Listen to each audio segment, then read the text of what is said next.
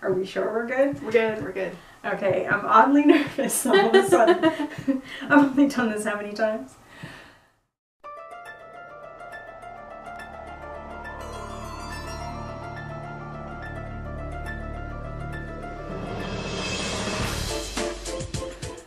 Hi everyone, and welcome to Deadhouse. We are here to talk about Monster Blood 3. Now, this one was interesting. It suffers from a lot of the same problems, but the series is just this now. It's about Monster Blood. Mm-hmm. We just have to resign ourselves to that fact and pretend the first one doesn't exist, or we would be even more mad at it. Yes. This one, however, did go a lot better than the second book. I think it was stronger overall than the second book. Mm-hmm. I still wasn't overly fond of it, but it was definitely better. The relationship with Evan and Andy is really good. Yes. Evan actually learns to take some more control. There's character development. Mm-hmm. The bully isn't just introduced and then forgotten about like he was in the last book. No. There's actual, the bullying continues, but Evan also has some resolution with that, mm-hmm. which is great to finally see. Yes. There's also consequences for actions, which is nice to see. Yes. He gets in serious trouble for becoming a giant. Yes. And that's wonderful. The structure of the story is also a lot better and mm-hmm. a little less jump around to different points than book 2 was.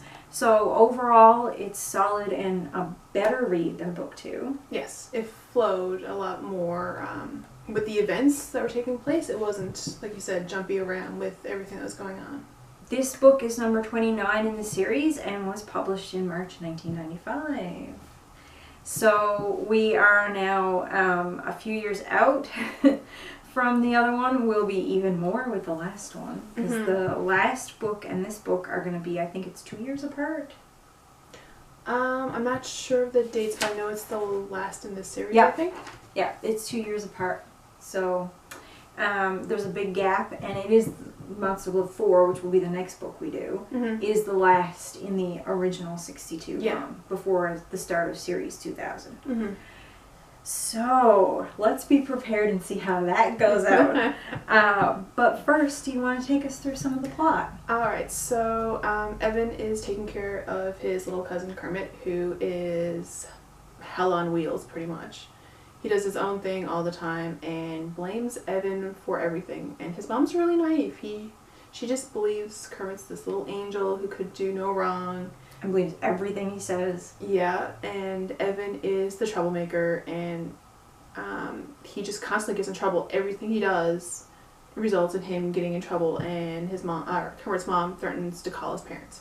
Kermit plays a joke on both Andy and Evan gets beaten up twice because of Kermit, and Andy flunks math, and they decide that they're going to get back at Kermit. So that plan goes awry. And as all plans involving Monster Blood do. Yeah, and Kermit doesn't actually end up consuming the Monster Blood as originally planned. Evan does. So he grows giant and tries to figure out how to shrink down. He puts Conan in a tree, which is fantastic because that's the bully. And Conan gets down somehow, and there's police and fire trucks, and he gets in a lot of trouble and ends up hiding away. And the resolution is that Kermit helps Evan get back down to normal size. Yeah. And that's the very generic, washed over plot. Yeah, before we get into any specifics about certain things that happen. Mm-hmm. In terms of that, the first chapter we start out with a dream again. And it makes no mention of the dream he had at the end of the second book. It starts new as if none of the Monster Blood stuff actually happened. Mm-hmm. So that's something that's a pet peeve for you, right? Is consistency. Yeah, it is in sequels, especially if it's meant to be a direct sequel. Now, we knew book 2 was not even remotely a direct sequel to book 1. No, it was just picking up the story, and the only theme that they had in common is the characters and the Monster Blood. This one, however, Monster Blood 3, we do have a stronger tie to the second book at least. Yeah. And it does pick up with more events and even more familiar characters. And it builds more the neighborhood that he's living in now. The only thing is that what happened to Cuddles? Yeah, there was no mention of Cuddles other than what happened in the previous school in the school with Cuddles running rampant. Obviously Cuddles just got off and the monster blood was somewhere else. And it didn't get reopened and he didn't eat it like they thought because both Cuddles and the monster blood were missing. Yeah. So obviously they found the monster blood and Andy hid it, which is a fine, but that means Cuddles escaped and is now gone and there's no mention of Cuddles other than, hey, remember earlier this year when I had trouble with Cuddles? And that's about it. Yeah. So Cuddles is MIA. Yeah. Nobody knows. It's never resolved. That's fine. Yeah. It's also a little lame, I think, that this is the second time in a row they've started the book with a dream. It's been done in the series before, so I'm not saying I was surprised. I'm just saying that they could have started it a little bit different. It's all a little too repetitive. Yeah. Which is funny because otherwise you wouldn't realize that they were written with any mention of each other. And yet somehow they end up being quite repetitive. And that was something too with the bully scene. Because even though they were completely different instances of Conan bullying, they were quite repetitive and played it almost exactly the same way both times. And it'll happen again at the beginning of book 4. I mean, we're getting ahead of ourselves here, but yeah, that kind of gets old real fast. Yeah, and I'm not sure if I feel bad for Conan for not having new material to work with, or for Evan for falling for the same shit all the time. And that's another thing. They started with the last book to take Evan from slightly gullible and naive, which gives it like a childhood innocence, to way past naive into the realm of so gullible you could tell him the sky was purple and he'd probably believe it for a few seconds. Oh yeah. Like it's pretty bad. Andy has some gullibleness in this book though too, when she got really excited about tricking Kermit into doing her math homework. She thought she was living life and she was going to get an A and everything was going to be fantastic, but it completely ignored the comment or the fact that Kermit is a jerk. Yeah. Kermit found this opportunity and he's like, I'm going to play with Andy now. Kermit gets jerkier as it goes on. Oh my god. And I like that development because initially Evan seems like he's unfairly complaining about his cousin. And it seems like a natural child thing to do because they don't have anything in common. You know, Kermit loves books and math and doing experiments and science, and Evan has no interest in any of that kind of stuff, and that's been well established from book 1 actually, that he doesn't like to read. He's not that interested in school, so this is consistent with his character. Yes. And Kermit is just so vastly different from his cousin, but clearly kind of looks up to his older cousin in a way.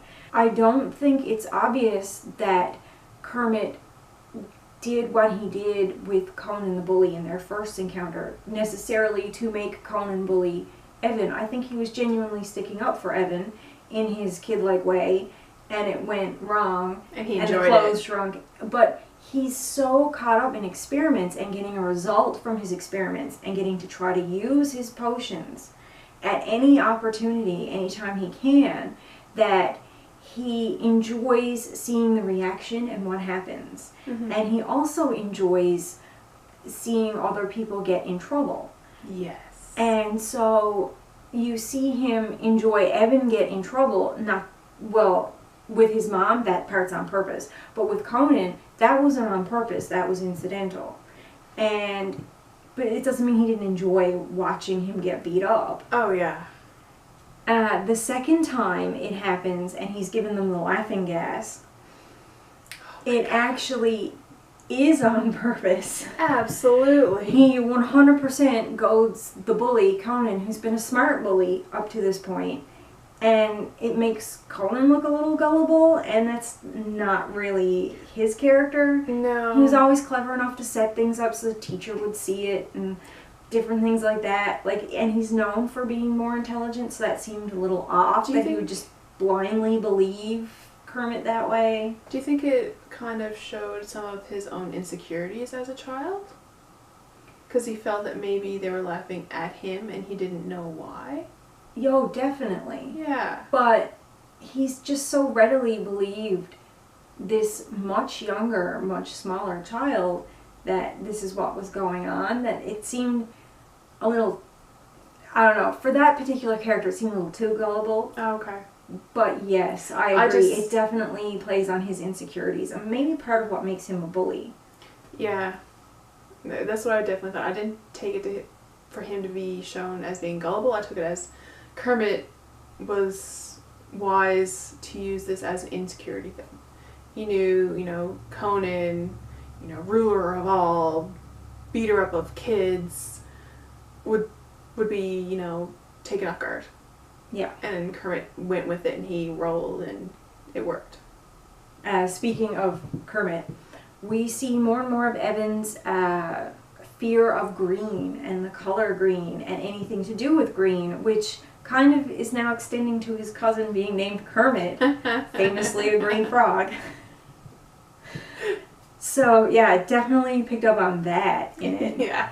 I had a hard time myself not picturing Kermit as a frog when I was reading it, but that's another story for another day. They kept comparing him to a mouse. Yeah. And this is another thing. We see more and more comparisons to rodents and to Kermit being very rodent-like. Yeah. And so we're seeing Evan's fears, from all the traumatic experiences he's had, stay consistent and continue to develop and get worse as he has more contact with this monster blood. So now he really does have a phobia about rodents and green. So the inconsistencies in this book. This is a pet peeve of mine. If you're going to write a series, you got to make sure that it flows. None of this, inconsistent stuff, because I'll pick up on it and that'll be the only thing I'm thinking of the whole time. Yeah, and not only were there inconsistencies between the two books, there was inconsistencies within this story. Yeah. Okay, so the first one where you mentioned where Cuddles the hamster in school, I picked up right away that when they were talking about Cuddles, they said he was running around the school, and I'm not sure if they intentionally meant it in the very literal form of running around the school, because Cuddles was confined to a classroom when he got big. Yeah. He wasn't running around the school. They could have used other words like... terrorize. Yeah! And it created something that wasn't accurate. Yeah, he ran around the school at the beginning of it, but not once he was giant. He was like this big when he was running around the school. So not once he was huge, he got confined, for sure. He couldn't fit through the door anymore. There was a problem. Andy is still in Atlanta with her aunt, right? Mm-hmm. So I'm guessing she's there for a few months while her parents are away. Sounds like. Yeah, so that's fine. But conveniently, just a couple houses down, Evan now has family. His Aunt Dee, and I know they're introducing new characters, but there's no mention of, they've moved in or whatever. It's just all of a sudden on the same street he has his aunt, whereas in the last book he didn't have any other family. He was alone. Could it be that they didn't have family that could take care of him? Because they do mention how his Aunt Dee can't afford to have somebody professional come in and take care of Kermit. Yeah, but she's still paying Evan for it. Yeah, but it's a lot less than what... She's still technically looking after Evan. Yeah, because she's home all the time. Well, she does get home in the evenings, but then she's like, oh, we'll have supper and whatever. Yeah. And I don't know, it felt inconsistent to me because even if there was a casual side note of, oh, and now your Aunt Dee lives here, because why didn't he stay with his Aunt Dee during the day? Yeah. While his parents were looking at houses? Mm-hmm. If he was You know what I mean? Yeah. Like, he could have stayed with her, they could have looked at houses, and then picked him up in the evenings, and then he wouldn't have been an extra burden. Absolutely. So, the reason they had to, in the first place, in the first book, and then in the second book, he's starting Atlanta alone, and then the only other person he knows is Andy because she's visiting her aunt while her parents are gone. So, I mean, it sort of throws a little wrench in the cog. Yeah, that was weird. That was really weird. It was very plot convenient, I felt like, and it would have been nice to just make mention of, you know, now that they were living up there, more family had moved there close to them or something like that. Anything to kind of make the two ends meet. Yeah, it didn't even have to go into detail, just a little side. Yeah, that's all we needed. And also Conan lives next door to Kermit, which is like, holy plot contrivance, but that's okay. I'll forgive that one. That was just convenient.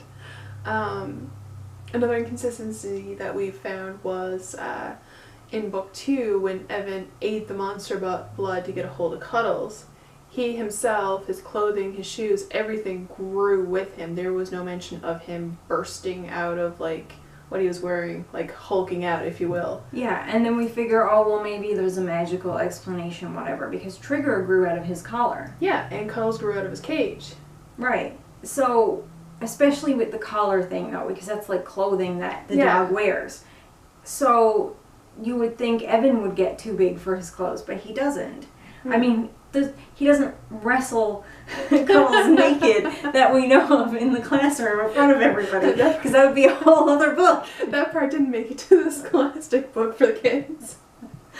But the only reason we bring it up now is because in this book, they specifically take time to mention that because the monster blood got onto his clothes the same time he ate it, his clothes are growing with him at the same rate he's growing. Yeah. And it's like, so how does everything the monster blood touch not just grow?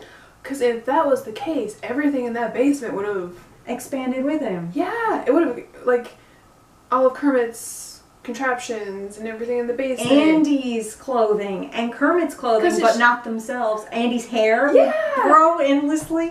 Right? So that was just not consistent with everything else that they were talking about. Like putting it inside something as an ingredient, something that was also liquid and therefore could absorb it, made sense. And that's why it grew. Yeah. It, you know, Evan accidentally getting some in his mouth when it exploded also made sense. I mean, the candy bar part was taken a little far. They didn't have to do that. He could have just been shocked at the explosion and accidentally inhaled some. Whatever, it's fine. The point is, it made sense that because he ingested it, he would grow. But yeah, this whole talk of like, because it was on his clothes too and it all grew, it was just like, you didn't need to take the explanation that far, because once you do, you introduce more problems. Yeah, that part, that like line could have just been taken right out of the story and it would have been more concise. Another issue that I had with consistency was, oh, this is the end. So this is the big one. So when they're trying to figure out how to shrink Evan back down using Kermit's potion, and Kermit not knowing which one they actually used to shrink, what the ingredients were. First, he turned blue, and then he grew feathers. And then they got the potion right. Right as the police come in. I know, this one got to me too, because the police come just in time for Evan to shrink, but are they not surprised at a blue-skinned feather boy? Yes! That is my point! No mention of the blue kid with the feathers.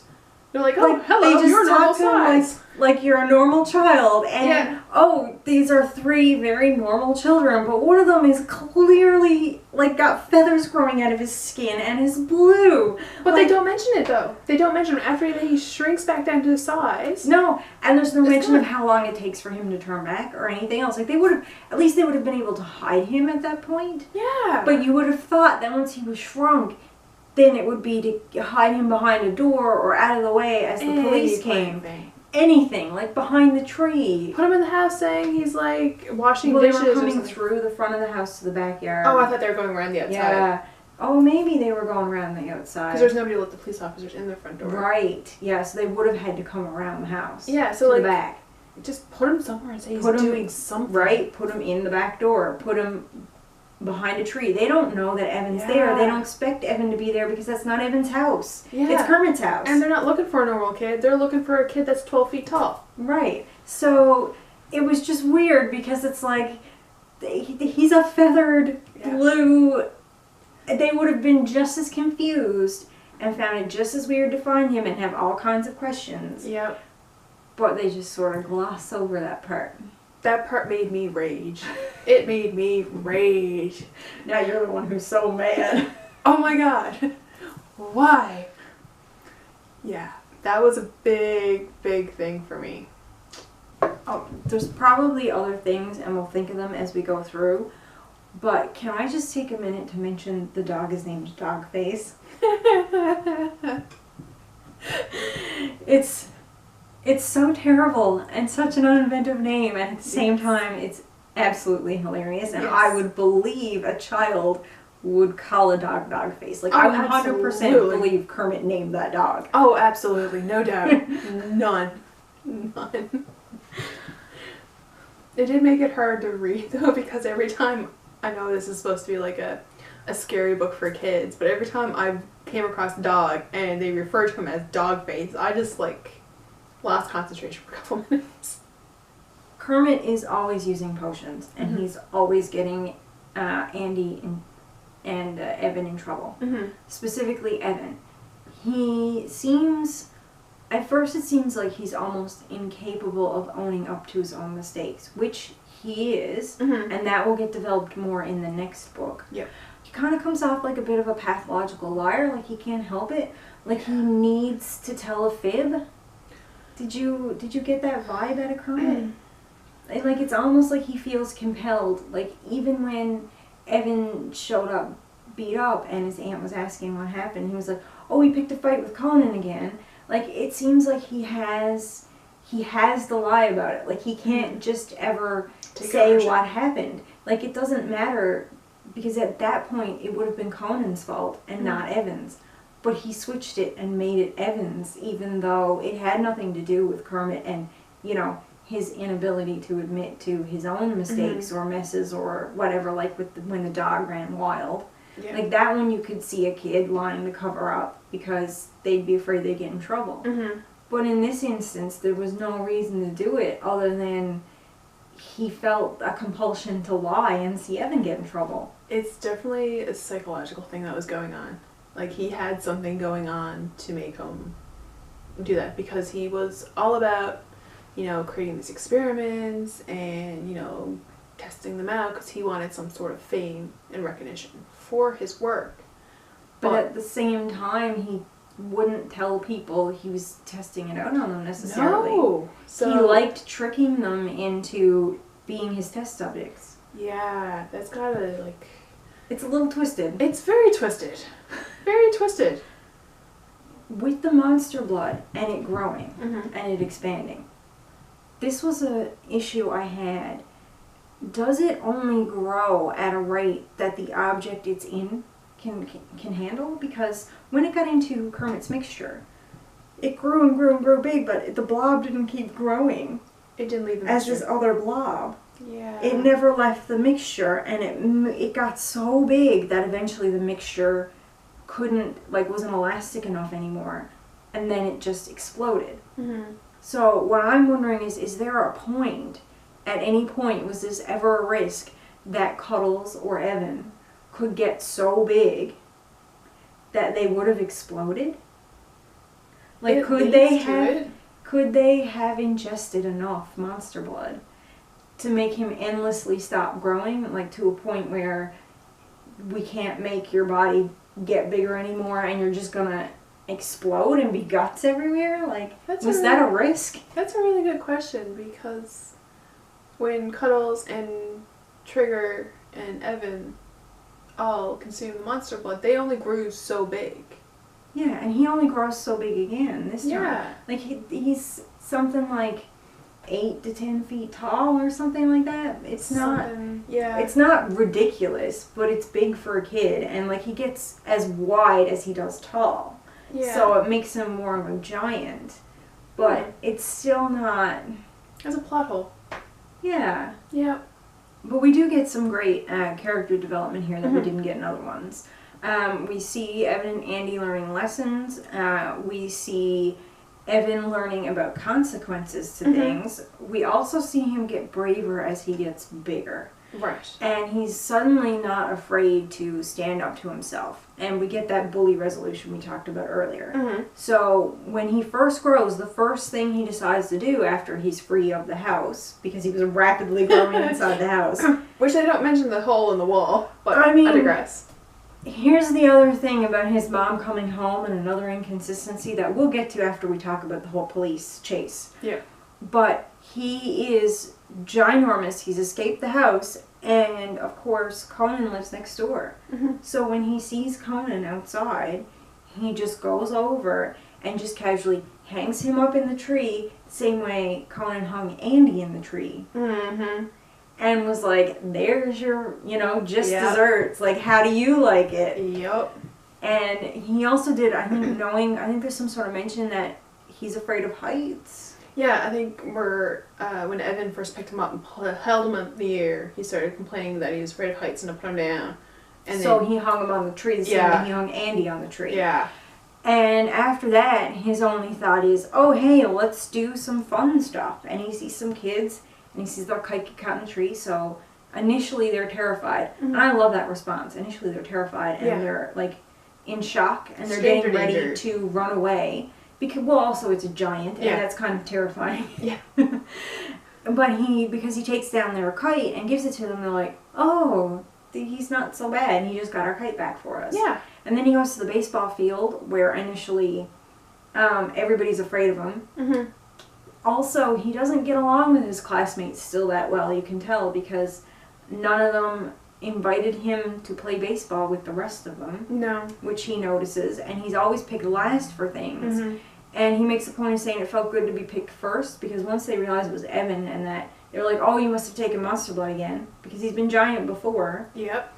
They're like, cool, well, now we have an advantage because we have the giant on our team, let's play baseball. Yeah, it turned very much to a kid thing, like very innocent kid thing. Yeah. Now, as he's giant and almost unrecognizable, parents start to see him for the first time, because nobody outside of his classmates have seen him giant before. Right. So this part I actually like, because this was consistent. And people start seeing, this giant thing moving around over by the school and get curious and start flocking to him to try to figure it out. And some of them run screaming, and some of them are like grabbing their kids, and the kids are trying to explain, no, listen, it's safe, he's Andy. He's Evan. Evan, yeah. Yeah, Evan, because it was Andy saying it. Yeah. Getting everything all tangled up here. It's just Evan and everything's fine, and there's too much crowd noise, of course, and Andy and Kermit and some of the kids are being drowned out by, like, all the other people in the chaos. And then you can hear police sirens. Because Conan, had to get retribution from being put in a tree. So what happens is Conan pretends not to know it's Evan, and says, this is the giant monster that put me in a tree, and I don't know why he would ever do it after being rescued by firemen. So then the police are looking for him, and they're out to get him because he's done dangerous things. Right. And they can't understand with his giant booming voice and the way he's moving around that he doesn't want to do them harm. And you have a typical grown-up sort of reaction to this giant monster suddenly here that you have to believe is real. Yeah. After being terrified by it, and it's a manhunt. And Evan finds some construction. There's a new house being built in the neighborhood, and he sort of like crouches down and sits down behind this pile of like bricks and lumber. Then we go through the whole back to Kermit's house, him hiding by crouching down, sitting behind Kermit's house, and consuming the different solutions until it works right before the police come around the corner. So apparently the giant has just disappeared and the police don't go off looking for it. And right after that, and you have to remember, not only is the basement still a mess because Andy had mentioned maybe trying to clean it up, which they never got to. No, they didn't. His aunt comes home. Yes. She doesn't wonder why her house is destroyed.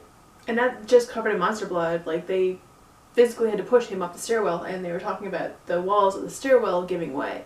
So that's like and the thousands stairs of dollars. breaking and everything crushing under him. Yeah. This means that he would have like expanded against the walls to the sides. It means the top where his head was in the stairwell, if he broke that part enough to like break out through, then there's a hole in the side of the house. Yeah. There's a hole in the upstairs for which the whole thing might collapse. Mm-hmm. Like, there's any number of support beams gone now where the whole second floor is going to come in on. Like, the house is a ruin inside. No mention. If there's any way it's still standing, it is absolutely torn to bits. No mention of it. Not even a little bit. Mm-mm. But that's from a child's perspective, because the child isn't thinking about that. And where this book is for young adults, that's not really something that they know to think about. But as like an adult looking at it, you're thinking, right? How did he get away with thousands of dollars of damage? Why? This is where I'm going to get into a problem with how the adults are written, because it seems really silly, whereas a kid wouldn't think about it. So the kid character is not thinking about that. They're thinking about their most recent crisis. Yeah. And they have forgotten about the state of the basement. Absolutely. Totally believe that. Mm-hmm. But when that mother came home, his Aunt Dee should have been shocked and furious that her house was absolutely destroyed. Yes. Because it does take time to mention that the house gets severely damaged in him escaping. And all of a sudden she comes home and everything is fine, and she's making Kermit supper, and Andy goes home, and Evan goes home, Mm-hmm. and that's it. Nothing more. So they go home, everything's cool, Evan goes to bed that night, and then something strange happens. The Goosebumps cliffhanger. We're all so shocked. So it appears that Evan took too much of the shrinking potion, and he just continued to shrink unknowingly all night while he slept. Which, I know, you're sleeping for like 8 hours or so as a kid, and a lot of shrinking can happen during that time based on how they're describing the situation. But if Evan took this potion at around, say, supper time, and he went back to normal, if he was shrinking for like the 4 or 5 hours before he went to bed, he would have noticed that in his clothes. He would have noticed his shirts and it being bigger and his jeans being too long. Especially since the shirt shrunk. The bully at the beginning and got way too tight. Yeah. And he had to rip it off, and then the shirt got so small and eventually just went poof and gone. Ceased to exist. Yeah, so him waking up in the next morning or in the middle of the night and he's like itty bitty on this really large bed. Yes, that's the Goosebumps cliffhangers, thinking, oh no, he's going to go poof just like Conan's shirt. I think they didn't lead up to it very well. Yeah, they also mimic, again, Trigger taking him in his mouth, and they describe it the same way they described it before from the dream. Yeah. And he, pads along, but this time instead of burying him because he's concerned about him, he brings him to his parents. Yeah. And they're like, Trigger, what's that in your mouth? And then it's like, end scene. Yeah. And that's cut. Yeah. So yeah, that's our big cliffhanger. Do you believe that was actually happening, or do you believe that was a dream when you were reading it? I want to say it's a dream because his last incident with Trigger carrying him was a dream. And he does have very vivid dreams about monster blood. So maybe the story not leading up to him feeling that he's getting smaller as the day progresses is accurate. He took enough potion and he just is normal size, just like his blue and feathers, everything just went back to being normal. And this is actually just another dream. What about you? What do you think? I thought it was a dream too, for pretty much the same reason. Because they never made any real mention of it. He was never getting smaller in his clothes. He was just suddenly smaller in bed when he woke up. And I do think the whole thing was just a dream. Mm. And usually at the end of these books it is. Except for with the Cuddles thing, which was never explained. Yeah. So now that we've done all that, what did you guys think of the overall story? What did you think of the overall story? How did you enjoy it? I like the character development. I like the way that it progressed. Kermit's character was pretty well done. Like, they gave us reason to understand why Evan disliked him so much. And yeah, because at the beginning it almost seemed like Evan was being a little bit of a bully because he was calling him a nerd, and you know, anything he had done up to the first point at the beginning of the book didn't seem, I mean, it wasn't great, but it didn't seem too terrible, and it seemed like he actually really did like his older cousin. And so the slow build of that and like expansion on his character for Kermit anyway was really well done. It was. That was a bit of a savior in the book. It was better in book 2. Yeah, it overall was solid and much better done than book 2. Yeah. Kermit was kind of an annoying character though. Yeah. He does change a little near the end as he starts to see like the police and consequences for things. So he does start to learn from that a bit, which is why he does want to help Evan. But he also wants to help Evan for the sake of, he wants to prove he can do this big thing and be the big hero. Yeah. So recognition. But we'll get more into that with the next book because Monster Blood 4 is going to be the next one we tackle. That one is going to be for October 15th. And it is the big last book in the original 62 run. It is. It is also going to be the big conclusion for Monster Blood, which was apparently the most popular series, but I don't know. We're having problems with this one. Yeah. I also didn't read it before, so... I didn't either. This is not a series that I read a lot in, so this is going to be another new one for me. I had books 2 and 3 as a kid, but I never had the final Goosebumps book, which means I never had part 4. Yeah. So this is also one I've never read before. Having reread this one, once again like Monster Blood 2, I didn't really remember it. You had it put in a little box and blocked in the back of your mind. I think I did. If somebody picked up the series after book 1, what the impression would be.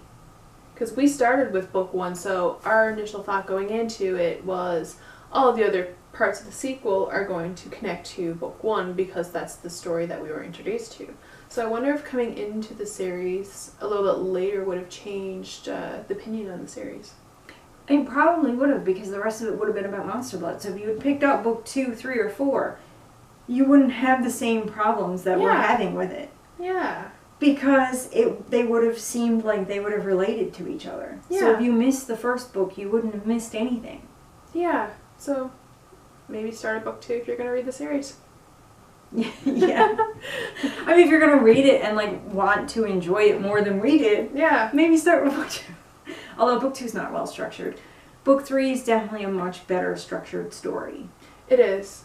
But you could really come into any of the other ones and follow the story a little bit better than coming in the first one and then being like blindsided. Yeah. Coming from somebody who loves reading series from like book 1 to the end, that's a really big recommendation there.